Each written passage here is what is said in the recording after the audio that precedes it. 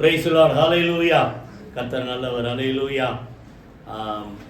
ஏற்கனவே சொன்னபடியாக வெள்ளிக்கிழமை ஆண்டவரை இருதயத்தில் பேசின ஒரு சத்தியத்தை தான் இன்னைக்கு பார்க்க போகிறோம். முதல்ல ஒரு வசனம் வாசி. ஏசாயா எடுத்துங்க. ஏசாயா 28ஆம் அதிகாரம். போன வாரம் கூட அதுலேருந்து தான் நம்ம பார்த்தோம். அது 29 பட்சமா. இப்போ 28ஆம் அதிகாரம் 16 28ஆம் அதிகாரம் 16ஆம் வசனம். ஆதலால் கர்த்தராகிய ஆண்டவர் உரைக்கிறதாவது, இதோ அஸ்திபாரமாக ஒரு கல்லை நான் சீயோனிலே வைக்கிறேன், அது பரீட்சிக்கப்பட்டது, வெளியேறப்பட்டதும் திட அஸ்திபாரம் உள்ளதுமான மூளை கல்லாயிருக்கும், விசுவாசிக்கிறவன் பதறான். நல்லா கவனிங்க. ஆண்டவர் சொல்றாரு, ஒரு ஆசீர்வதிக்கப்பட்ட ஒரு கல்.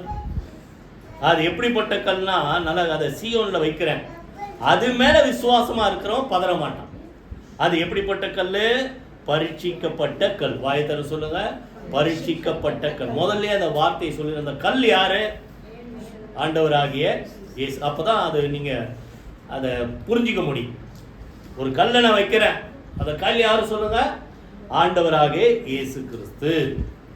இப்போ அவர் மேல விசுவாசமா இருந்தா நீங்க பதற மாட்டீங்க. அது முடிக்கும் போது என்ன சொல்றாரு? எப்படிப்பட்ட கல் அது? பரீட்சிக்கப்பட்டது. எல்லா வகையிலும் பரீட்சிக்கப்பட்டாரா? எபிரேயர்ல வார்த்தையே இருக்கு, நம்மை போல எல்லா வகையிலும் சோதிக்கப்பட்டும் சொல்லுங்க பாவம் இல்லாதவராய் இருக்கிற பிரதான ஆசாரியர் நமக்கு இருக்கிறபடினால் நீங்க தைரியமா அவர் சமூகத்தில் எப்போ வேணாலும் போலாம். கிருபை கர்த்தர் தருவார். புரியுது? அப்போ அவர் சகல விதத்தில் சொல்லுங்க பரீட்சிக்கப்பட்டார். இரண்டாவது வெளியேறப்பட்ட கல். சொல்லுங்க வாய் திறந்து, வெளியேறப்பட்ட கல். புரியுது? அந்த வெளியேறப்பட்ட கல் யாருன்னா தேவனுடைய குமாரன். அவர் மனுஷகுமாரனா இந்த உலகத்தில் நமக்காக இந்த உலகத்தில் மனிதனாய் பிறந்தார். மூணாவது திட அஸ்திபாரமான கல். புரியுதா? அந்த வேத பகுதி படிக்கும்போது அஸ்திபாரம் இல்லாத வீட்டை கட்டினவன், மணல் மேல வீட்டை கட்டினவன், அவன் வீடு என்னாச்சு? அழிஞ்சு போச்சு. ஆனா கண்மலையின் மேல அஸ்திபாரம் போட்டு வீட்டை கட்டின வீடு நிலைத்திருந்தது. அந்த கண்மலை யாரு? ஆண்டவராகிய இயேசு கிறிஸ்து. அதில் பார்த்தோமா? அப்போ அவர் எப்படிப்பட்டவர் சொல்லுங்க? திட அஸ்திபாரமான ஒரு கல். அடுத்தது மூளைக்கல்.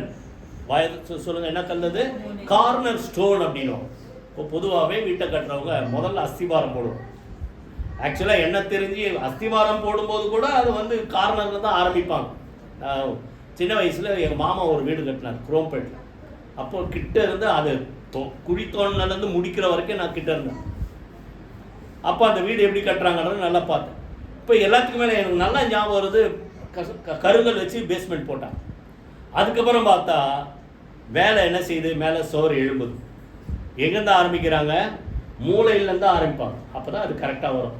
கார்னர் கார்னர் ஒரு கல் வைப்பாங்க, அதான் முதல் கல். அதுக்கப்புறம் இப்படி அது அப்படியே என்ன செய்யும்? வளர்ந்துக்கிட்டே வரும். அப்போது நம்ம வாழ்க்கைக்கு அஸ்திபாரம் யார் சொல்லுங்க? வாயை திறந்து, ஆண்டவராகிய இயேசு.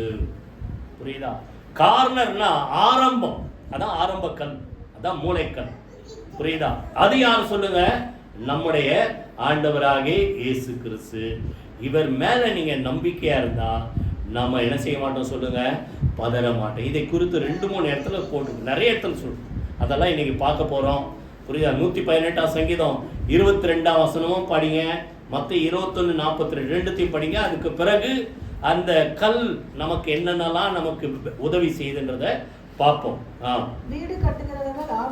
இதே வார்த்தை தான் கொஞ்சம் வித்தியாசமா சங்கீதத்துல 118:22 வீடு கட்டுகிற ஆகாதென்று தள்ளின கல்லே மூளைக்கு தலைக்கல், அதான் தலைக்கல். அது கர்த்தராலே ஆயிற்று, அது நம்முடைய கண்களுக்கு ஆச்சரியமாய் இருக்கிறது. இவரை குறித்து ஆண்டவரை குறித்து சொல்லப்பட்ட வார்த்தை. மத்தேயு 21:42 வாசித்தீங்களா? மத்தேயு 21:42.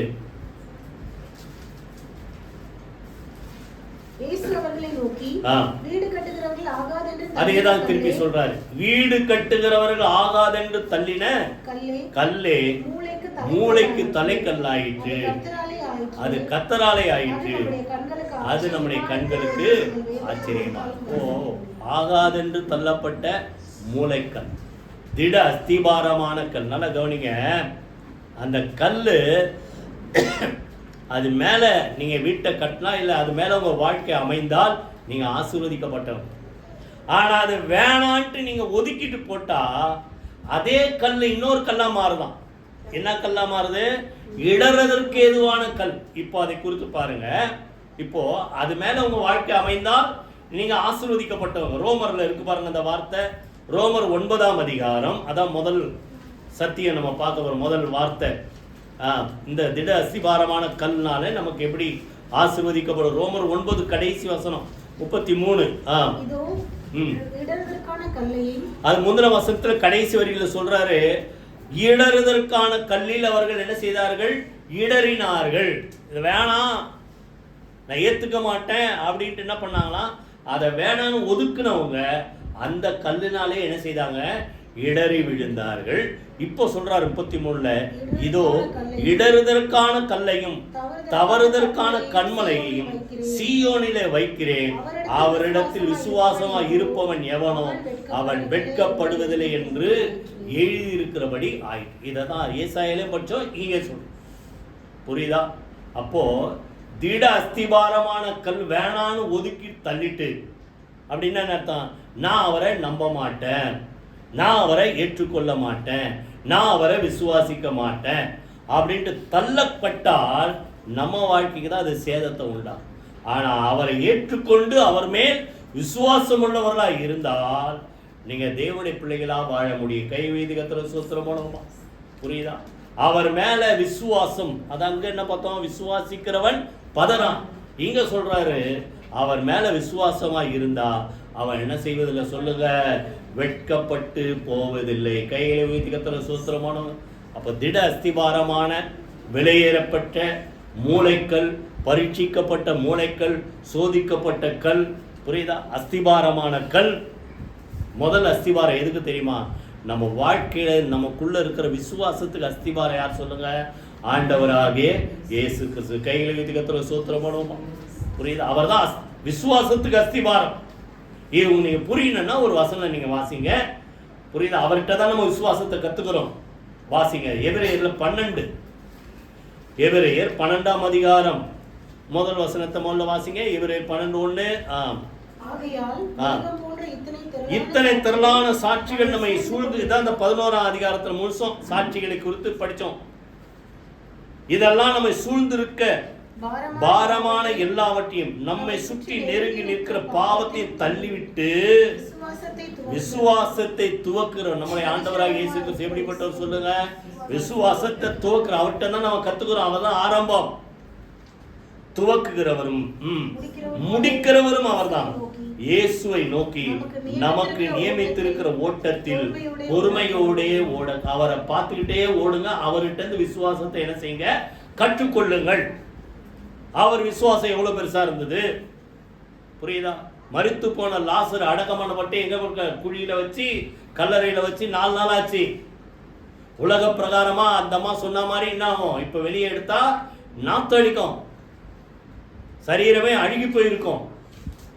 ஆனாலும் ஆண்டவர் சொல்றாரு, உங்களுக்கு தேவன் மேல விசுவாசம் வைக்கணுன்றதுக்காக நான் இதை செய்யறேன் அப்படின்ட்டு ஆண்டவர்கிட்ட பிதா கிட்ட ஜெபம் பண்ணிட்டா சொல்றாரு, லாசருவே வெளியே வா.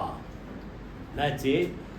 கல்லை எடுத்து போடுங்கன்ற. அப்பதான் சொல்றாரு, கல்லை எடுத்தா நாத்து அடிக்குமே, விசுவாசத்தோட செய்யுங்க. கல்லை எடுத்து போட்டார்கள், கூப்பிட்டாரு. லாசர் என்ன செய்ய சொல்லுங்க?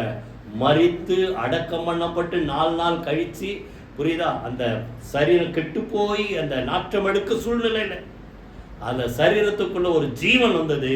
அவன் உயிரோட என்ன செய்தான்? வெளியே வந்தான். அதற்கு பிறகு என்ன செய்தார்? கட்ட விழுத்து விடுங்கள் என்று சொன்னார். அப்ப நல்லா கவனிங்க, எல்லாத்துக்கும் விசுவாசம் அவர்கிட்ட தான் நம்ம கத்துக்கிறோம். அப்போ ஆண்டவரால முடியாத காரியம் ஒன்றும் இல்லை. புரியுதா? அந்த விசுவாசத்தை குறித்து இன்னும் ஒரு 2-3 காரியத்தை பார்ப்போம். அவருக்குள்ள எப்படிப்பட்ட விசுவாசம் இருந்தது. அதனால தான் பின்னால 2ஆம் வசனத்தை சொல்றாரு, அந்த 12:2, எபிரேயர் தமக்குள் வைத்திருந்த சந்தோஷத்தின் பொருட்டு அவமானத்தை எண்ணாமல் சிலுவையை சகித்து தேவனுடைய சிங்காசனத்தில் வலது பார்சத்தில் வீற்றிருக்கிறார். எல்லாத்தையும் செய்து முடித்தவரா அவருடைய சிங்காசனத்தில், பிதாவுடைய சமூகத்துல, அவருடைய சிங்காசனத்துல வலது பார்சத்தில் என்ன செய்கிறார்? வீற்றிருக்கிறார். என்ன தெரியுமா? தமக்கு முன் வைத்திருந்த சந்தோஷத்தின் பொருட்டு அவமானத்தை எண்ணாம எல்லாவற்றையும் சகித்தார். என்ன சந்தோஷம்? அவர் இப்படிப்பட்டு நமக்காக பாடுபட்டபடினால கோடிக்கணக்கான மக்கள் அவர் மூலமா தேவனுடைய பிள்ளைகளாக ஆகும். அதே எபிரேயர் 1ஆம் அதிகாரத்துல புரியுதா? அநேகம் பிள்ளைகளை எங்க கொண்டு போய் சேர்க்கணும்? மகிமையில கொண்டு போய் சேர்க்கணும். இயேசு கிறிஸ்து பிதாவுடைய ஒரே பேரான குமாரன். ஆனா அவர் மாத்திரம் இல்ல, அவரை போல அநேகம் பிள்ளைகள் இப்ப இங்க உட்கார்ந்துருக்கிற நீங்க எல்லாரும் சேர்த்து உலகம் முழுசும் இன்னைக்கு ஞாயிற்றுக்கிழமை ஆராதனை நடத்தி கொண்டு இருக்கிறாங்க. இன்னும் ஒரு சிலர் வர முடியாம வீடுகள்ல இருக்கலாம். அப்படிப்பட்ட அத்தனை மக்களையும் எங்க கொண்டு போய் சேர்க்கணும்? பரலோக ராஜ்யத்தில் மகிமையில கொண்டு போய் சேர்ப்பதற்காக அவர் என்ன செய்தார் சொல்லுங்க? எல்லா அநியாயத்தையும் எல்லா உபத்திரவத்தையும் என்ன செய்தார்? அவர் சகித்தார். பிதா ரட்சிப்பின் அதிபதியை உபத்திரவத்தினாலே பூரணப்படுத்தினார். இப்ப நல்லா கவனிங்க. இப்ப இந்த உபத்திரவத்தெல்லாம் தாங்கி எல்லாத்தையும் செய்து முடித்தா கோடிக்கணக்கான மக்கள் அந்த ரட்சிப்பின் புண்ணியத்தை பெற்றுக்கொள்ள முடியும் என்பத நம்பிக்கையினால எல்லாவற்றையும் சகித்தார். இடையில நிறைய போராட்டம் வந்து, ஆனாலும் இந்த கெத்செமனே தோட்டத்தில் என்ன செய்யறாரு? ஜோமனர். புரியுதா? பிதாவே இந்த பாத்திரம் என்னை விட்டு நீங்கி போக கூடுமானால் நீங்கி போகட்டும், ஆனாலும் என்னுடைய சித்தம் அல்ல உம்முடைய சித்தத்தின்படியே ஆக கடவுள் ஜோமனார் பாருங்க.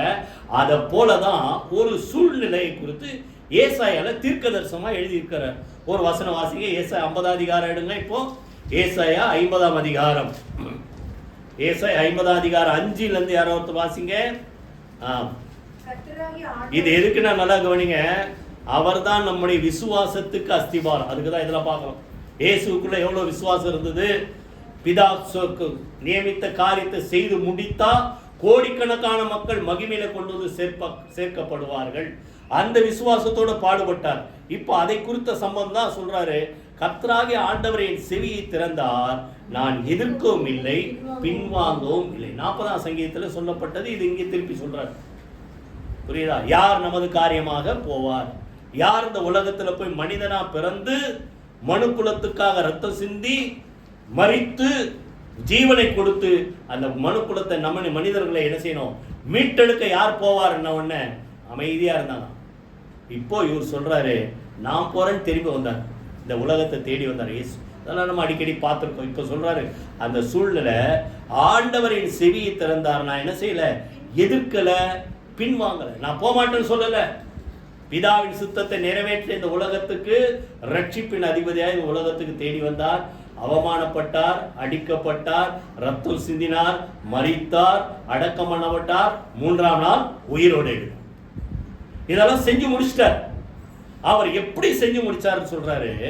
அடிக்கிறவர்களுக்கு என் முதுகையும் தாடை மயிரை பிடுங்குறவர்களுக்கு என் தாடைகளையும் நான் ஒப்பு கொடுத்தேன், அவமானத்துக்கும் உமிழ்நீருக்கும் என் முகத்தை மறைக்கவில்லை. அவர் முகத்துல துப்பினார். மத்தேயில பாத்தீங்கன்னா புதிய ஏற்பாடுல பார்க்கிறோம், சிலுவை பாடுகள் அது ஒரு பாடு. முகத்துல துப்புறாங்க. அவர் மாத்த, டேய் நான் யார் தெரியுமாடா? நான் தேவகுமார். நினைச்சா அவனை பஸ்மமாக்கியிருப்பேன். அவர் நினைச்சா இன்னொன்னு செய்ய முடியும். சொல்றாரு, நான் பிதாவை வேண்டிக் கொண்ட 12 லேகியோனுக்கு அதிகமான தூதர்களை எனக்கு அனுப்ப மாட்டார்னு நினைக்கிறீங்களா? ஆனா அப்படி செய்ய மாட்டேன். பிதாவுடைய சித்தம், நான் உபத்திரவப்பட்டு அடிக்கப்பட்டு ரத்தம் சிந்தி மறித்து உயிர் தரணும், அது சித்தம். அந்த சித்தத்தை நிறைவேற்றுவதற்கு இதெல்லாம் நான் சகிக்கிறேன்றார். சொல்றாரு பாருங்க, அவமானத்துக்கு உமிழ்நீருக்கு என் முகத்தை நான் என்ன செய்யல? மறைக்கல.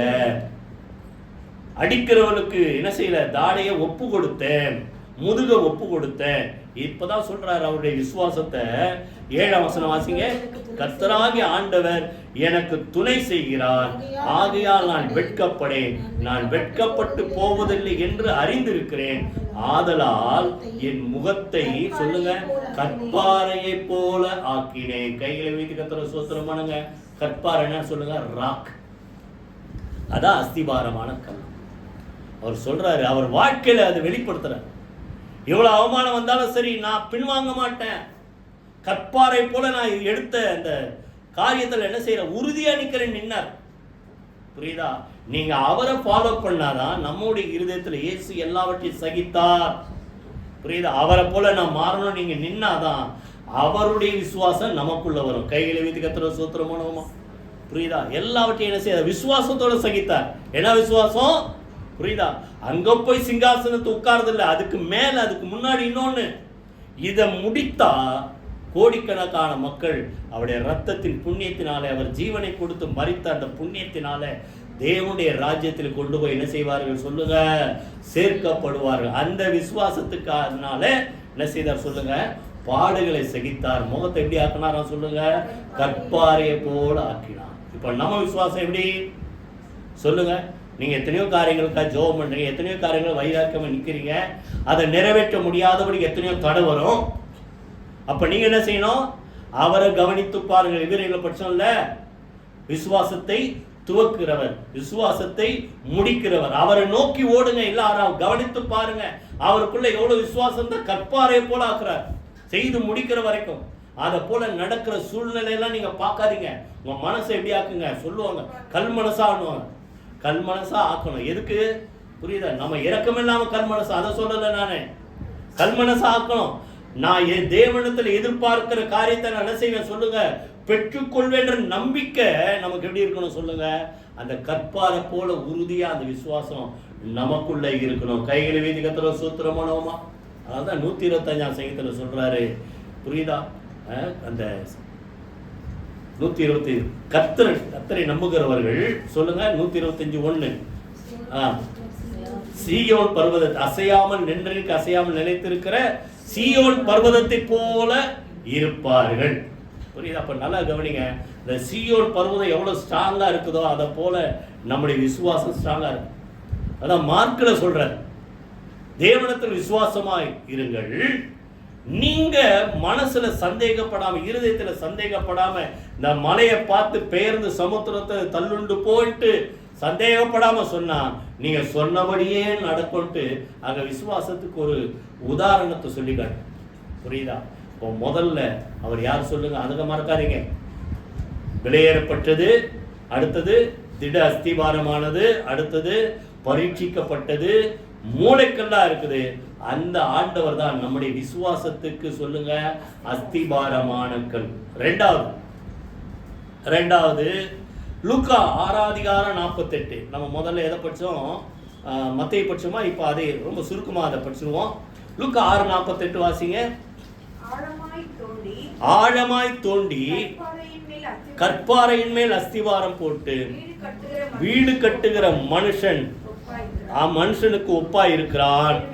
பெருவெள்ளம் வந்து நீரோட்டம் அந்த வீட்டின் மேல் மோதியும் அதை அசைக்க கூடாமல் போயிட்டு, ஏனென்றால் அது கண்மலையின் மேல் அஸ்திவாரம் போடப்பட்டிருந்தது. இதை முதல்ல ஏற்கனவே கொஞ்சம் பார்த்துட்டோம் மத்தேயு படிக்கும் போது, சுருக்கமா சொல்றேன். இப்போ ஒரு மனுஷனுடைய லைஃப், வாழ்க்கை நிலைத்திருக்கணும். ஏன்னா அதை அவன் லைஃப் எப்படிப்பட்டதுன்னு சோதிக்கிறதுக்கு எது வந்துதான்? பெருவெள்ளம் வந்தது. பெருவெள்ளம் வந்து வீட்டு மேல என்ன செஞ்சு? மோதிச்சு. ஒரு வீடு என்ன செஞ்சது? விழுந்தது. விழுந்து முற்றிலும் அழிந்தது. அது எது மேல கட்டப்பட்ட வீடு? மணல் மேல் அஸ்திவாரம் போட்டு கட்டப்பட்ட வீடு. அது என்ன செய்தது? முற்றிலும் அழிந்தது. மணல்னா என்ன அர்த்தம்? உலக பிரகாரமானதையே நம்பிக்கையா வச்சு இருக்கிற மனுஷன் கட்டுற வீடு. எரேமியால கூட நீங்க போன வாரமா அது முந்தின வாரம் அதை பார்த்தோம். 2 வித்தியாசம். மாம்சமானதை தன் புயபலமாக்கி கொண்டு மாம்சமானது மேல் நம்பிக்கை வைக்கிற மனுஷன் சபிக்கப்பட்டவன். ஆனா கர்த்தர் மேல் நம்பிக்கை வைத்து கர்த்தரையே நம்பிக்கையா வைத்திருக்கிற மனுஷன் பாக்கியவான். புரியுதா? அது 2 வித்தியாசம். அது போல இங்க சொல்ற, வீட்டை கட்டுறான், மணல் மேல வீட்டை கட்டுறான், உலக பிரகாரமான காரியத்தை நம்பி, புரியுதா, அதையே நம்பி வாழ்ற வாழ்க்கையும் ஆண்டவர் மேல நம்பிக்கை வச்சு வாழ்ற வாழ்க்கைக்கும் வித்தியாசம்.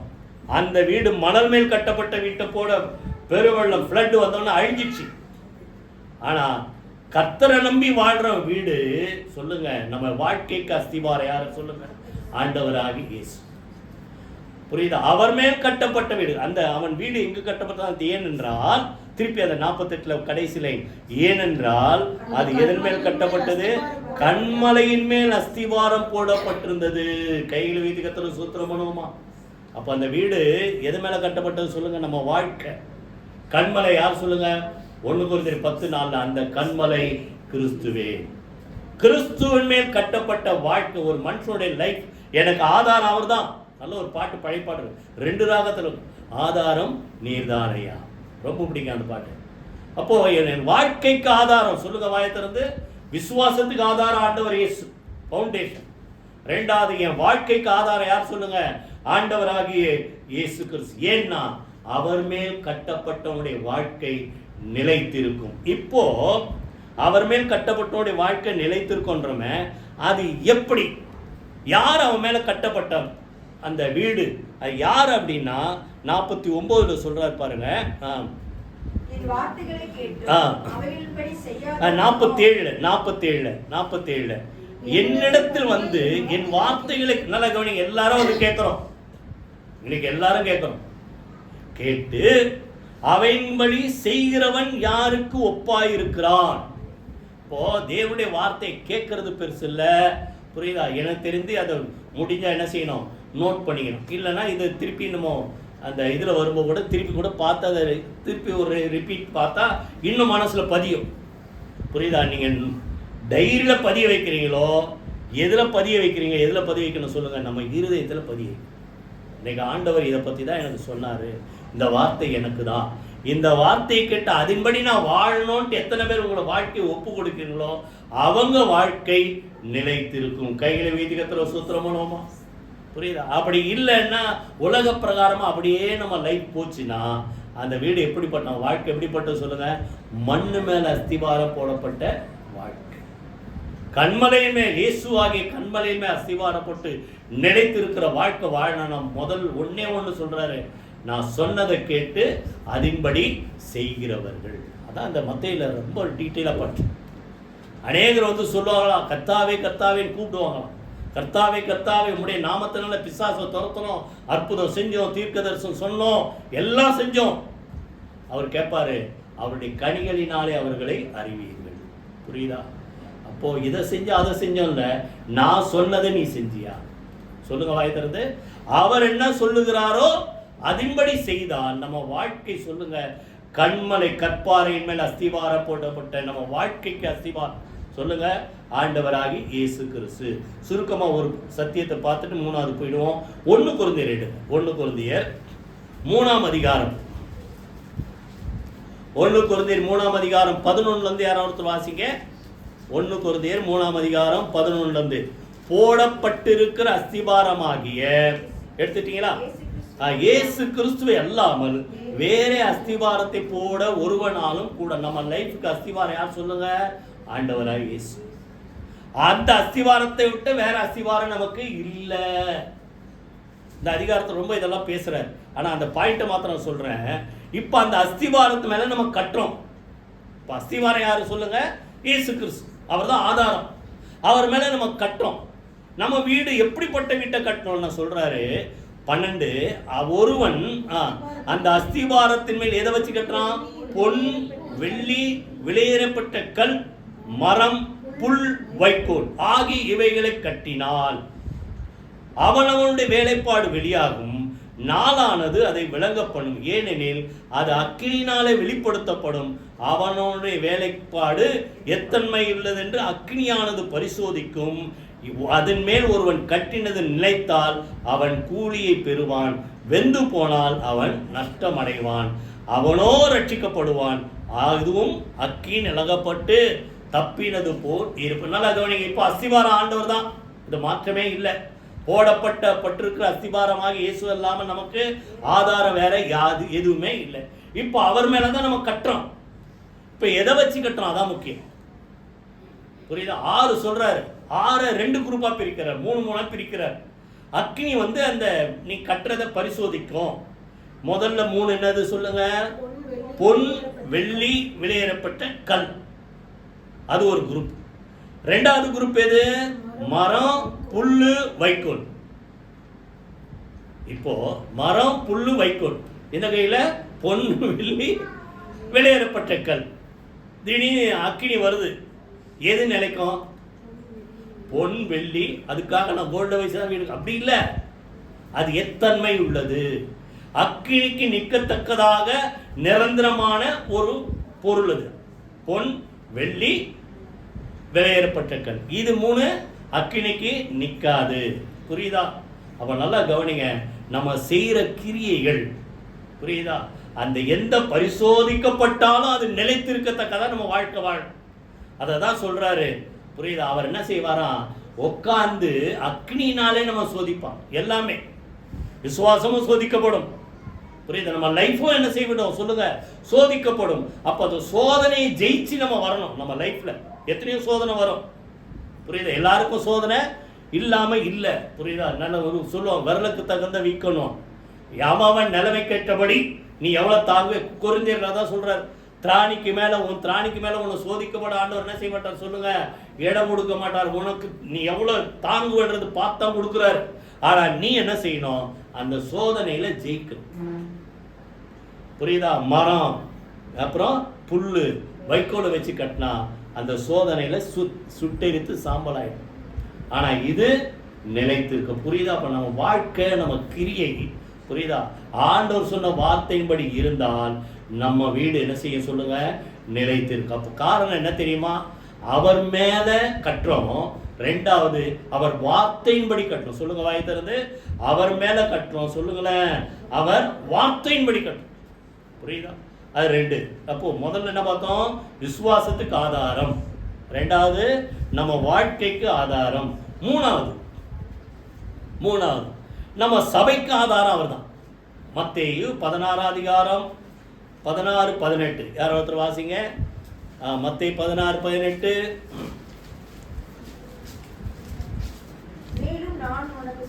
மேலும் நான் உனக்கு சொல்லுகிறேன், நீ பேதுருவாய் இருக்கிறாய், இந்த கல்லின் மேல் என் சபையை கட்டுவேன், பாதாளத்தின் வாசல்கள் அதை மேற்கொள்ளுவதில்லை. ரொம்ப வருஷத்துக்கு முன்னாடி ரட்சிக்கப்பட்ட புது சபை தான் ஆரம்ப விசுவாஸ். இப்போ எத்தனை வருஷம், கிட்டத்தட்ட 85 85 இன்னைக்கு கிட்டத்தட்ட 40 வருஷத்துக்கு முன்னாடி. பாசு நேசரின் தோட்டம், காட்டாத்துறை தாமஸ், நாங்கள் இருந்த அங்கே குட் சமாரிட்டனில் வந்து ஒரு மீட்டிங் நடத்தினார். 3 நாள் எங்கள் வீட்டுக்கெல்லாம் அப்போ வந்தார். அவர் சொன்னது இப்போ கூட என்னால் மறக்க முடியும். அவர் தான் அதை விளக்கி காட்டுறார். பேதுரு சொல்றாரு, நீ பேதுருவா இருக்கிற. பேதுருக்கு பார்த்தா ஒரு கல்லில் ஒரு சிதறப்பட்ட ஒரு பகுதி, பெட்ராஸ் அப்படி. அதான் அவர் கரெக்டாக முதல்ல என்ன விளக்கி காட்டின, பெட்ராஸ். அடுத்தது நீ பேதுருன்னா யாரு, நீ கல்லிருந்து எடுக்கப்பட்ட ஒரு சின்ன சிதைக்கப்பட்ட ஒரு பகுதி. அடுத்தது இந்த கல்லின் மேல் சொல்றாரு பாருங்க, ராக். புரியுதா? அதுன்னா பெட்ரா. பெட்ரான்னு என்ன அர்த்தம், உறுதியான அஸ்திபார கல், அதுதான் பெட்ரா. புரியுதா? அப்போ இயேசு யார் சொல்லுங்க, உறுதியான அஸ்திபார கல். திருப்பி அதான் பார்த்துன்னு வரோம். இதை தான் இப்போ திருப்பியும் பார்க்குறோம். புரியுதா? இப்போ இந்த அஸ்திபாரமான கல் மேல அதுலேருந்து வெளியே வந்த ஒரு சின்ன துண்டு யாரு, நீ. பேதுரு மாத்திரம் இல்லை, நம்மளா தான். 1 பேதுரு நிருபத்தில் சொல்ற, ஜீவனுள்ள கற்களை போல அப்படி நம்மள சொல்ற. அப்ப நம்மளாம் யாரு, அதுல இருந்து எடுக்கப்பட்ட ஒரு சின்ன சிதறல்கள் நம்மளாம். இப்ப நம்மளெல்லாம் கொண்டு வந்து ஒரு சபையில சேர்த்து இருக்கிறார். அந்த சபை எது மேல கட்டப்பட்டது, அந்த பெட்ரான் சொல்றாங்க, உறுதியான அஸ்திபாரமான கல். யாரு சொல்லுங்க, ஆண்டவராகிய இயேசு கிறிஸ்து சொல்றாரு. அந்த கல்லின் தான், அவர் மேலதான், இன்னும் சொல்ல போனா அவருடைய உபதேசத்தின் மேலதான் இந்த சபை என்ன செய்யப்பட்டது சொல்லுங்க, கட்டப்பட்ட. இப்ப புரிஞ்சிச்சா? இப்ப திருப்பி படிங்க, அப்பதான் புரியும். மேலும் 18 திருப்பி படிங்க. நான் உனக்கு சொல்லுகிறேன், நீ பேதுருவாய் இருக்கிறாய், இந்த கல்லின் மேல் என் சபையை கட்டுவேன். பேதுரு மேல இல்ல. புரியுதா? அதுக்கப்புறம் பேர் ஊழியெல்லாம் செஞ்சு சபை வளர்ச்சிக்கு பாடுபட்ட பேதுரு மாதிரி எத்தனோ பேர் இன்னைக்கு நீங்களும் அது போல இருக்கிறீங்க. ஒரு சிலர் சபைகளுக்காக உதவி செய்யற மக்கள் இருக்கிறீங்க. புரியுதா? ஆனா அஸ்திவார கல் சபைக்கு யார் சொல்லுங்க, ஆண்டவராக இயேசு கிறிஸ்து. அதன் மேல் கட்டப்பட்ட அந்த சபையை பாதாளத்தின் வாசல்கள், வாயத்தரு சொல்லுங்களேன், மேற்கொள்ள முடியவே முடியாது. புரியுதா? அப்போ இந்த இயேசு தான் தலைவர் இந்த சபைக்கு. சொல்லுங்க, சபையின் தலைவர் அவர் தானே. சபையின் தலைவர் ஆண்டவராகி இயேசு கிறிஸ்து. ஒவ்வொரு குடும்பத்துக்கு தலைவர் யார் சொல்லுங்க, ஆண்டவராகிய இயேசு கிறிஸ்து. இவர் மேல நீங்க கட்டப்பட்டா அந்த சபை என்ன செய்ய சொல்லுங்க, நிலைத்திருக்கும். அந்த சபைக்குள்ள வருகிறவர்கள் அவங்களுக்கு ஒரு அதிகாரத்தை கொடுக்கிறார். 19 வாசிங்க. 19 பரலோக ராஜ்யத்தின் திறவுகோல்களை நான் உனக்கு தருவேன், பூலோகத்திலே நீ கட்டுகிறது எதுவோ அது பரலோகத்திலும் கட்டப்பட்டிருக்கும், பூலோகத்திலே நீ கட்டவிழ்ப்பது எதுவோ அது பரலோகத்திலும் கட்டவிழ்க்கப்பட்டிருக்கும். அப்போ அந்த கற்பாறை அஸ்திபார கல், அவர்களது சிதறப்பட்ட கற்களா நம்மளா இருக்கிறோம். ஜீவனுள்ள கற்கள் போல அவரிடத்தில் சேர்க்கப்பட்டிருக்கிறோம். இப்ப நீங்களா அந்த சபைக்குள்ள வந்து அதுல ஒரு அங்கத்தினரா ஆயிட்டா, பின்னால் அது எப்படின்னு சொல்றேன், அங்கத்தினரா ஆயிட்டா அன்னைக்கு பேதுரு பார்த்து சொன்னதை இன்னைக்கு உங்களுக்கும் சொல்றாரு. உங்களுக்கு அதிகாரம் கொடுக்கிறார். என்ன சொல்றாராம்? பரலோக ராஜ்யத்தின் திறவுகோல், கீ, வாயத்தர சொல்லுங்க சொல்லுங்க, கீ கொடுக்கிறார் நமக்கு. பரலோக ராஜ்யத்துக்குரிய கீ நம்மகிட்ட கொடுக்கிறார். திறவுகோலுக்கு நான் உனக்கு தருவேன், பூலோகத்திலே நீ கட்டுகிறது எதுவோ அங்க கட்டப்படும். இப்ப இங்க நீங்க அவர் பேரை சொல்லி அவருடைய நாமத்தில் நின்று நீங்க எதை செய்றீங்களோ எதை சொல்றீங்களோ அது அங்க நடக்கும். வாயத்தர சொல்ல புரியுதா? எத்தனை பேருக்கு கீ நம்மகிட்ட இருக்குது? அந்த கீ எதுக்குன்னா சபைக்குள்ள வந்தா அவங்களுக்குள்ள அதிகாரத்தை ஆண்டவர் தருகிறார். பூலோகத்துல நீங்க சொல்றதே பரலோகத்துல அங்க செய்யற, பூலோகத்துல கட்டவிழ்ப்பது பரலோகத்துல கட்டவிழ்க்கப்பட்டிருக்கும். கைகளை வைத்து கர்த்தரை ஸ்தோத்திரம் பண்ணுவோமா? இப்ப நல்லா கவனிங்க. சபைக்கு அஸ்திவாரம் சொல்லுங்க வாய் திறந்து, ஆண்டவராகிய இயேசு கிறிஸ்து. முதல்ல விசுவாசத்துக்கு அஸ்திவாரம், ரெண்டாவது நம்ம வாழ்க்கைக்கு அஸ்திவாரம், மூணாவது நம்ம வந்திருக்கிற இந்த சபைக்கு அஸ்திவாரம் யாரு சொல்லுங்க? ஆண்டவராகிய இயேசு கிறிஸ்து. இப்போ இந்த சபைக்குள்ள வரும்போது நம்ம எப்படி அதுல ஒரு அங்கத்தினரா மாறுறோம்? எபேசியர் இருக்குவாங்க, எபேசியர் 2ஆம் அதிகாரம்,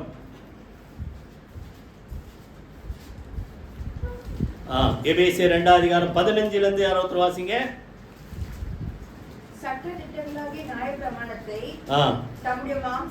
ஒரு நிமிஷம் 15 இல்ல 19 இருந்து. ஆகையால் நீங்கள் இனி நீங்க யாரு சொல்லுங்க? அந்நியர் அல்ல. சொல்லுங்க, அந்நியர் என்ன தெரியுமா? ஒரு ஊருக்கு அந்நியர் என்ன அர்த்தம்? அவனுக்கு சம்பந்தம் இல்லாதவன், இன்னும் சொல்ல போனா அதிகாரம் இல்லாதவன். புரியுதா? இன்னைக்கு நிறைய பேரை நாடு கடத்திட்டாங்க. அமெரிக்காவிலேருந்து நிறைய பேர் நாடு கடத்துறீங்க. அவங்களாம் யாரு? அந்நியர், இல்லை சொந்தம் இல்லைன்ட்டான். அதில் எவ்வளோ பேர் வேதனைப்பட்டவங்க கஷ்டப்பட்டவங்களாம் எவ்வளோ பேர் இருக்கிறாங்க. சரி, அதுக்கு வரல. எதுக்குன்னா அந்நியருக்கு என்ன இல்லை? அதிகாரம் இல்லை, சம்மதம் இல்லை. புரியுதா?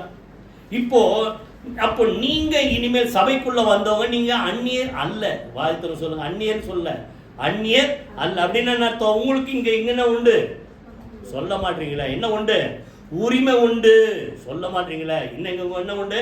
உரிமை உண்டு. ஊழியத்துல உங்களுக்கு என்ன உண்டு? உரிமை உண்டு. அப்படி நடக்கிறீங்களா? இல்ல முஞ்சவனை எப்படா முடியும் பேக ஜிப்ப மூடலாம் வெளியே ஓடலான்னு இருக்கீங்களா? அந்நியரா இருக்கீங்களா இல்ல அந்யோன்யமா இருக்கிறீங்களா? யோசிச்சு பாருங்க.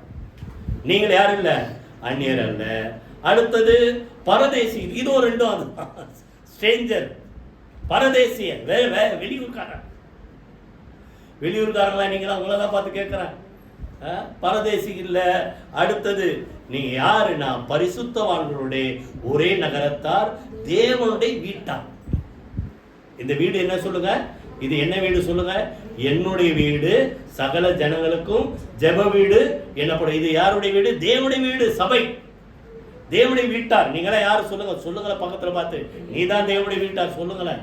ஆமா, நீங்க தான் தேவனுடைய வீட்டார், நீங்க தேவனுடைய வீட்டார். அடுத்தது எப்படி கட்டப்படுறாரு இங்க சபையில கொண்டு வந்த? அப்போஸ்தலர் தீர்க்கதரிசிகள் என்பவருடைய அஸ்திபாரத்தின் மேல்.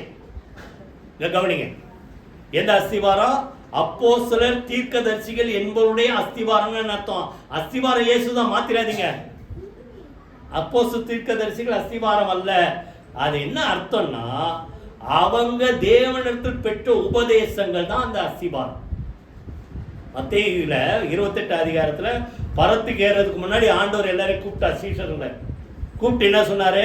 இதோ வானத்திலும் பூமியில சகல அதிகாரமும் எனக்கு கொடுக்கப்பட்டிருக்கிறது. ஆகையால் நீங்க என்ன செய்யுங்க? உலகம் முழுசு புறட்டு போய் எல்லா ஜாதிகளை சீஷராக்கி அவங்களுக்கு அடுத்தது என்ன செய்யுங்க, ஞானஸ்தானம். பிதாகுமாரன் பரிசுத்தாவின் நாமத்தில் ஞானஸ்தானம் கொடுத்து அடுத்து சொல்றாரு, நான் உங்களுக்கு உபதேசித்த யாவையும் அவர்கள், நான் உங்களுக்கு சொன்ன யாவையும் அவர்களுக்கு உபதேசம் பண்ணுங்கள், கை கொள்ளும்படி என்ன செய்யுங்க, உபதேசம் பண்ணுங்கள். உலகத்தின் முடிவு பிறந்த சகல நாட்கள் நான் உங்களோடு கூட இருக்கிறேன். அப்ப அவர் என்ன சொல்றாரு, நான் சொன்னதை அவங்களுக்கு டீச் பண்ணுங்க. அந்த உபதேசம் தான் சபைக்கு என்ன சொல்லுங்க, அஸ்திவாரம். அப்போஸ்தலர் பேசுறாங்க பாருங்க, உபதேசம் யார்கிட்ட பேசுறாங்க, பவுல் சொல்றார், நான் தேவனிடத்திலிருந்து பெற்றுக்கொண்டதை உங்களுக்கு சொல்றேன். புரியுதா? அப்ப நீங்க இங்க வந்தா இந்த உபதேசம், இங்க கேட்கிற உபதேசம் நமக்கு ஒரு அஸ்திவாரம். இல்ல பார்த்து அஸ்திவாரத்துமே கட்டப்பட்டவர்கள். அடுத்து சொல்றார், அதற்கு இயேசு கிறிஸ்து, அந்த பாயிண்ட் கொண்டார் பாருங்க, இயேசு கிறிஸ்து தான் யாரு, மூளைக்கல்லா இருக்கிறார். அவர் மேல் மாளிகை முழுவதும் இசைவாய் இணைக்கப்பட்டு கர்த்தருக்குள் ஒரே பரிசுத்த ஆலயமாக எழும்புகிறது. கைகளை வைத்து கர்த்தர் ஸ்தோத்திரம். உள்ள வந்துட்டா நீங்க இந்த சபையின் மூலமா என்ன செய்யணும் சொல்லுங்க, அவருடைய சரீரத்துல இணைக்கப்பட்டு என்ன செய்யணும், கட்டடமா எழும்பணும். புரியுதா? நான் கட்டடமா எழும்ப மாட்டேன், அந்நியர் பரதேசின்னா அந்த கல் எங்க விழும்? பில்டிங் கட்டுறாங்க. எத்தனை பேர் பில்டிங் கட்டுற இடத்துல பார்த்துருக்கீங்களா? பில்டிங் கட்டும்போது நல்ல கல்லுனா சேர்த்து சேர்த்து சேர்த்து கட்டி கட்டி கட்டி உயரமா வந்துட்டே இருக்கும். சேர்க்கப்படாத கல் என்ன பண்ணுவாங்க, சொல்ல மாட்டீங்களா? என்ன பண்ணுவாங்க, தூக்கி போடுவாங்க. அது சேர மாட்டேன்ற கல், சேர மாட்டேன்ற கல் தூக்கி போட்டா என்ன உபயோகமா இருக்குமா? கிட்டத்தட்ட 2-3 வாரத்துக்கு முன்னாடி சும்மா அப்படி போக தட்டுன்னு ஏதோ ஒன்று பட்டுது, லேசா விழுத தேய்ச்சுது, அவ்வளோதான். புரியுதா? அப்போ அப்படிப்பட்ட கல் நிறைய பேருக்கு எப்படிப்பட்ட கல்லா மாறும், இடறதுக்கு ஏதுவான கல்லா. நீங்க அப்படி இருக்காதீங்க. அவரோடு கூட என்ன செய்யுங்க, சபையில இணைக்கப்படுங்க. சொல்லுங்க, வாய்திருந்து இணைக்கப்படுங்க. அப்போ சொல்றதுக்கு இங்க வாங்கன்னா வரணும், செய்யுங்கன்னா செய்யணும். அதான் இசைவா இணைக்கப்பட்ட. சரி, நேரம் இல்லை. சபைக்கு அஸ்திவாரம் யார் சொல்லுங்க, ஆண்டவராகிய இயேசு கிறிஸ்து. அவர் சொன்ன உபதேசங்கள். அதான் இன்னொரு வசனம் கூட சொல்ற, அந்த உபதேசம் அஸ்திவாரன்றதுக்கு வாசிங்க 1 தீமோத்தேயு 3:15. யாரோ ஒருத்தர் வாசிங்க 1 தீமோத்தேயு 3:15. தாமரிப்பேன் ஆகிய தேவனுடைய வீட்டில் நடக்க வேண்டிய வகையை நீ அறியும்படி இவைகளை உனக்கு எழுதுகிறேன். அந்த வீடு ஜீவனுள்ள தேவனுடைய சபை. புரிஞ்சுச்சா? இப்ப சபை சத்தியத்துக்கு தூணும் ஆதாரமாய் இருக்கிறது. சபைக்கு எது ஆதாரம் சொல்லுங்க, சத்தியம் தான் ஆதாரம். தூணும் ஆதாரம் தான். சத்தியம் என்ன சொல்லுங்க, 2 வகையில சொல்லலாம், வார்த்தை, சத்தியம், இயேசு. 3 திருப்பி திருப்பி அப்படியே ரவுண்ட்ல வந்துட்டே இருக்கு. வாய்த்து சொல்லுங்க, வார்த்தை, சத்தியம், இயேசு. நானே வழியும் சத்தியமும் ஜீவனுமா இருக்கிறேன். சத்தியம் யாரு, ஆண்டவராகிய இயேசு. சத்தியம் எது, தேவனுடைய வார்த்தை. புரியுதா? அவர் பேர் என்ன, வார்த்தை, தேவனுடைய வார்த்தை. புரிஞ்சுச்சா? அப்போ இங்க வந்த அவர் பேசுகிற அந்த உபதேசம் இந்த சபைக்கு எப்படி இருக்கு சொல்லுங்க, தூணா இருக்குது. இன்னும் சொல்ல போனா அதுலயும் ஒரு பாயிண்ட் சொல்றார். மெயினான உபதேசம் என்ன தெரியுமா, தேவபக்தி 16 ரகசியம் என்ன தெரியுமா, தேவன் மாம்சத்திலே வெளிப்பட்டார். மூல உபதேசம் இல்லைன்னா சத்தியத்துக்கு ஆதாரமான உபதேசம். தேவன் இயேசு சொல்லுங்க, அவர் தேவகுமாரன் மாத்திரமல்ல, மாம்சத்திலே மனுஷகுமாரனாக அவர் வெளிப்பட்டார். அடுத்தது, ஆவியிலே நீதி உள்ளவர் என்று விளங்கப்பட்டார். தேவ தூதர்களால் காணப்பட்டார். புரஜாதிகளிடத்தில் பிரசங்கிக்கப்பட்டார். உலகத்திலே நம்மளாம் விசுவாசிச்சோம்ல, உலகத்திலே விசுவாசிக்கப்பட்டார். மகிமையிலே ஏறெடுத்து. ஷார்ட்டா சொல்லிட்ட ஒரே வசனம். சபைக்கு சத்தியம் தூணுமான உபதேசம், ஆதாரமான உபதேசம்னா இயேசுவை குறித்தது. அவர் லைஃப் ஒரே வார்த்தை, தேவன் மாம்சத்துல வெளிப்பட்டார் இருந்து மகிமையிலே ஏறெடுத்து கொள்ளப்பட்டார் வரைக்கும் கரெக்டா முடிச்சிட்டார்.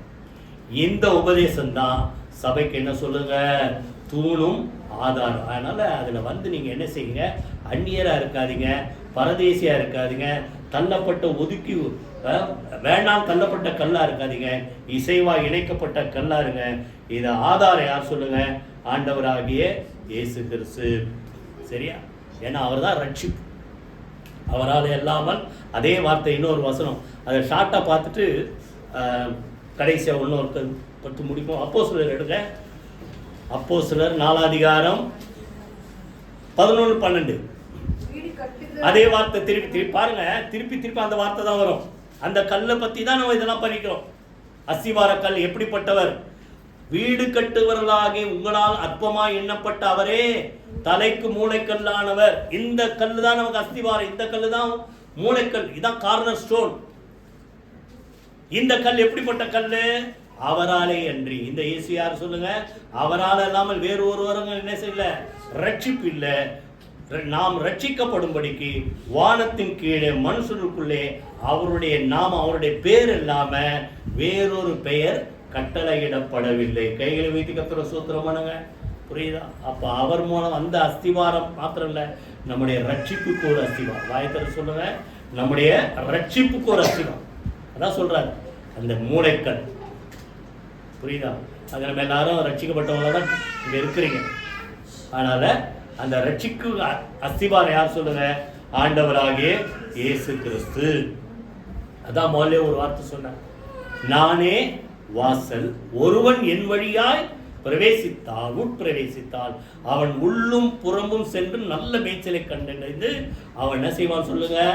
ரட்சிக்கப்படும். இவர் மூலமா தான் வரும். இவர் தான் ரட்சிப்புக்கு அஸ்திவாரம். சரி, நேரம் இல்லாதால் அதை இதோட முடிக்கிற. கடைசியா ஃபைனல், நம்ம எல்லாரும் போய் ஒரு இடத்துல போய் சேரப்போம். அதுக்கு அஸ்திவாரம் யார் தெரியுமா? அவர் தான் ஆண்டவராகிய இயேசு. சொல்லுங்க, எபிரேயர் 11 அதிகாரம் 10 வசனம். எபிரேயர் 11:10 வாசிங்க.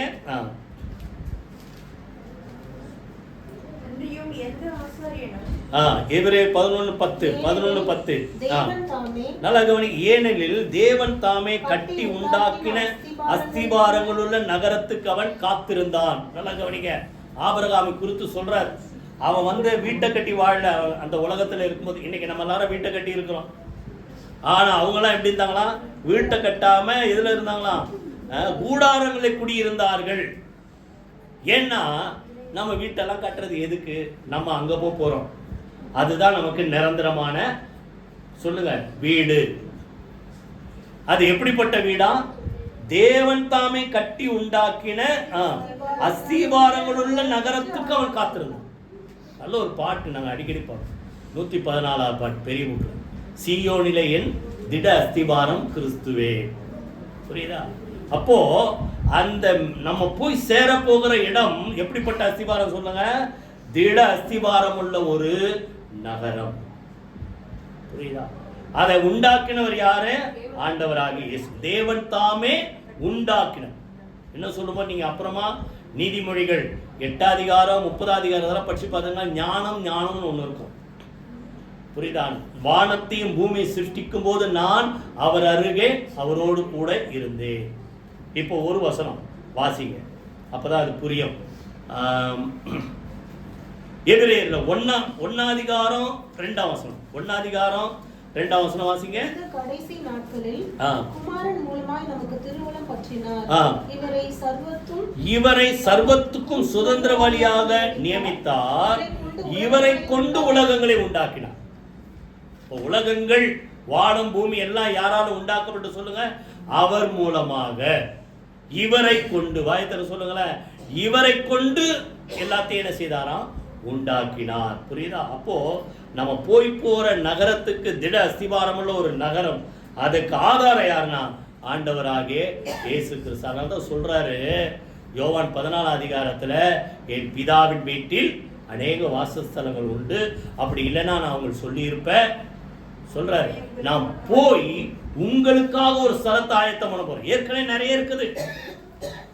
ஆனா நீங்க வந்து தங்கிறதுக்கு, இந்த உலக ஓட்டத்தை முடித்த பிறகு என்னை பின்பற்றின நீங்க எல்லாரும் அங்க சந்தோஷமா இருக்கணுன்றதுக்காக உங்களுக்காக ஒரு என்ன செய்ய போறேன்? ஒரு இடத்தை ஆயத்தம் பண்ண போறேன். அதை ரெடி பண்ணோன்னு வந்து உங்களை என்ன செய்ய போறேன்? அந்த இடத்துக்கு உங்களை என்ன செய்ய போறேன்? கூட்டி கொண்டு அழைத்து கொண்டு போய் சேர போகிறேன். அப்போ ஆண்டவர் மேல போயிருக்கிறது எத்தனையோ நோக்கம் உண்டு. அதுல ஒரு பிரதானமான நோக்கம்னா, எனக்காக ஒரு நகரத்தை ஆயத்தம் பண்ண ஆண்டவர் பரலோகத்துக்கு போய் சொல்லுங்க, வாய் திறந்து, எனக்காக ஒரு நகரத்தை, இல்லைன்னா எனக்காக ஒரு வாசஸ்தலம், இல்லை எனக்காக ஒரு வீட்டை உண்டு பண்ண அவர் எங்க போயிருக்கிறார் சொல்லுங்க? அங்க பரலோகத்துக்கு போயிருக்கு. ரெடியானவனும் வந்து கூட்டு போயிட்டு வந்துட்டார். அப்புறம் இன்னும் ரெடி பண்ணிட்டே இருக்கார். அந்த நகரம் எப்படிப்பட்டது சொல்லுங்க? திட அஸ்திபாரம் உள்ள ஒரு நகரம். அதை யாரை கொண்டு உண்டாக்கினார்? இவரை கொண்டு உண்டாக்கினார். எல்லாத்துக்கும் மேல இப்ப பார்க்கறதெல்லாம் ஒரு நாள் அழிஞ்சிரும். வாசிங்க 2 பேதுரு 3:10. 2 பேதுரு 3:10 வாசிங்க. கர்த்தருடைய நாள் இரவிலே திருடன் வருகிற விதமாய் வரும். அப்பொழுது வானங்கள் மடமடமடவென்று அகன்று போகும். பூதங்கள்னா நம்ம பார்க்குற அந்த எல்லாம் மலைகள் இதெல்லாம் எலிமெண்ட்ஸ். பூதங்கள்னா ஏதாவது பூதம் பேய் அப்படின்னு நினைச்சிடாதீங்க. அதனால் பூதங்கள் வெந்து உருகி போகும். பூமியும் அதன் உள்ள கிரியைகளும் எரிந்து அழிந்து போகும். இப்படி இவைகளெல்லாம் அழிந்து போகிறதா இருக்கிறபடினால் நீங்கள் எப்படிப்பட்ட பரிசுத்த நடக்கையும் தேவ பக்தியும் உள்ளவர்களாய் இருக்க வேண்டும். பின்னால சொல்றாரு 13 அவருடைய வாக்கு தத்தத்தின்படியே நீதி வாசமாய் இருக்கும் புதிய வானங்களும் புதிய பூமியும் உண்டாகும் என்று காத்திருக்கிறோம். இப்ப இருக்கிறதால அழிஞ்சிரும். நம்ம எல்லாரும் சந்தோஷமா அவருடைய ராஜ்யத்துல வாசம் பண்ணுவதற்காக ஒரு நகரத்தை ஆயத்தம் பண்ண ஆண்டவர் போயிருக்கிறார். அது எப்படிப்பட்ட நகரம் சொல்லுங்க? திட அஸ்திபாரம் உள்ள நகரம். அதற்கு ஆதாரம் யார் சொல்லுங்க? ஆண்டவராகிய இயேசு கிறிஸ்து. சொல்ற என்னாலே அல்லாமல் ஒருவனும் பரலோகத்தில் இருக்கிற பிதாவிடத்துல என்ன செய்ய முடியாது? வர முடியாது. புரியுதா? அப்போ நம்ம போய் சேர போகிற அந்த பரிசுத்த ராஜ்யம், பரலோக ராஜ்யத்துக்கு அஸ்திபாரம் யாரு சொல்லுங்க? ஆண்டவராகிய இயேசு கிறிஸ்து. எல்லாரும் எழுந்து கர்த்தரை ஸ்தோத்திரம் பண்ணுவேன். விலையேறப்பட்ட கல், பரீட்சிக்கப்பட்ட கல், திட அஸ்திவாரமான கல். அடுத்து சொல்றாரு தலைக்கு மூளைக்கல். எல்லாம் நம்முடைய ஆண்டவராகிய இயேசு கிறிஸ்து. நம்ம விசுவாசம் அவர் மூலமா தான் கட்டப்பட்டிருக்குது. நம்முடைய விசுவாசத்துக்கு அஸ்திவாரம் அவர் தான். அவரை பார்க்கணும். அவர் எவ்வளவு விசுவாசமா வாழ்ந்தார். அத்தனை பாடுகள் மத்தியிலும் கடைசி வரைக்கும் விசுவாசத்தோடு நமக்காக சகித்தார். புரியுதா? அவர்கிட்ட விசுவாசத்தை கத்துங்க. நம்முடைய விசுவாசத்துக்கு ஆதாரம் ஆண்டவராகிய இயேசு. 2வது என்ன சொல்றாரு சொல்லுங்க? நம்ம வாழ்க்கைக்கு ஆதாரம். நம்ம வாழ்க்கை அழிந்து போகாமல் என்றும் நிலைத்திருக்கணும். கண்மலையின் மேல் கட்டப்பட்ட வீடா நிலைத்திருக்கணும்னா நம்ம வாழ்க்கைக்கு ஆதாரம் அவர் மாத்திரமல்ல, அவர் சொன்ன ஒவ்வொரு வார்த்தைகள். 3வது சொல்லுங்க, நம்ம இருக்கிற இந்த சபைக்கு அஸ்திவாரம் யார் சொல்லுங்க? ஆண்டவராகிய இயேசு கிறிஸ்து. இந்த கல்லின் மேல் அவரை சொல்றார், அவருடைய உபதேசத்தின் மேல் கட்டப்பட்ட சபை. 4வது சொல்றாரு நம்முடைய ரட்சிப்புக்கு அஸ்திவாரம் ஆண்டவராகிய இயேசு. எல்லாத்துக்கும் மேல நம்ம போய் சேர போகிற அந்த மேன்மையான நகரத்துக்கு அஸ்திவாரம் ஆண்டவராகிய இயேசு. கையில வைத்து கர்த்தரை ஸ்தோத்திரம் பண்ணுவோமா? அந்த இடத்துல போய் சேர்வதற்கு கர்த்தர் நம்மளை தகுதிப்படுத்தும்படியாக கரங்களை வைத்து கர்த்தரை ஸ்தோத்திரம் பண்ணி ஜெபம். ஆண்டவரே உமக்கு நாங்கள் நன்றி செலுத்துறோம் தகப்பனே. எங்க வாழ்க்கை கண்மலையாக உண்மையில கட்டப்பட்டதா உங்களுடைய வார்த்தைப்படி ஜீவிக்க எங்களை ஒப்பு கொடுக்கிறோம். ஆண்டவரே, எங்களுக்கு விரோதமாக அழுமுகிற எல்லா சத்துருடைய கிரியைகளை மேற்கொண்டு ஜெயிக்க நீர் எல்லாவற்றையும் சகித்து விசுவாசத்தோடு எல்லாவற்றையும் மேற்கொண்டது போல எங்களுக்கு அப்படிப்பட்ட ஒரு விசுவாசத்தை எங்களுக்கு தருவதற்காக நன்றி செலுத்துறோம். திட அஸ்திவாரமாகி உண்மையில கட்டப்பட்ட இந்த சபை பாதாளத்தின் வாசல்கள் மேற்கொள்ள முடியாது. சபைக்குள்ள வந்த ஒவ்வொரு மக்களுக்கும் பரலோக ராஜ்யத்தின் திறவுகோல்களை கற்றுக் கொடுத்து அதிகாரங்களை வல்லமைகளை கற்றுக் கொடுத்திருக்கிறேன். அதற்காக நன்றி செலுத்துறோம். எங்கள் ரட்சிப்புக்கு அஸ்திவாரம் நீங்க தான் ஆண்டவரே. எல்லாத்துக்கும் மேல நாங்கள் போய் சேர வேண்டிய பரலோக ராஜ்யத்துக்கு அஸ்திவாரம் நேரே. உம்மாலே இல்லாமல் எங்களால் ஒன்று முடியாது. உம்மாலே இல்லாமல் ஆண்டவரே ஒருவர் அங்க வர முடியாது சொல்லி இருக்கிறேன். இந்த வார்த்தைப்படியே நாங்கள் வாழ ஆண்டவரே இந்த கண்மலை மேல் கட்டப்பட்ட ஒரு வீடாக எங்கள் வாழ்க்கை நிலைத்திருக்க ஒவ்வொருவருக்கும் உதவி செய்வீராக. இயேசு கிறிஸ்துவின் ஜீவனுள்ள ஜெயமுள்ள நாமத்தில் ஜெபிக்கிறோம் நல்ல பிதாவே, ஆமென். நம்முடைய கர்த்தராகிய இயேசு கிறிஸ்து கிருபையும் பிதாவாகிய தேவனுடைய அன்பும் பரிசுத்த ஆவியினுடைய அன்பியோடு ஐக்கியம் நம் அனைவரோடும் சகல பரிசுத்த அனைவரோடும் ஆண்டவராகிய இயேசு கிறிஸ்து வருகப்பட்டு இருப்பதாக. ஆமென். என் ஆத்துமாவை கர்த்தரை ஸ்தோத்திரி, என் முழுமையுடைய பரிசுத்த நாமத்தை ஸ்தோத்திரி. என் ஆத்துமாவை கர்த்தரை ஸ்தோத்திரி, அவர் செய்த சகல உபகாரங்களை மறவாதே. ஆமென், ஆமென், ஆமென். God bless you.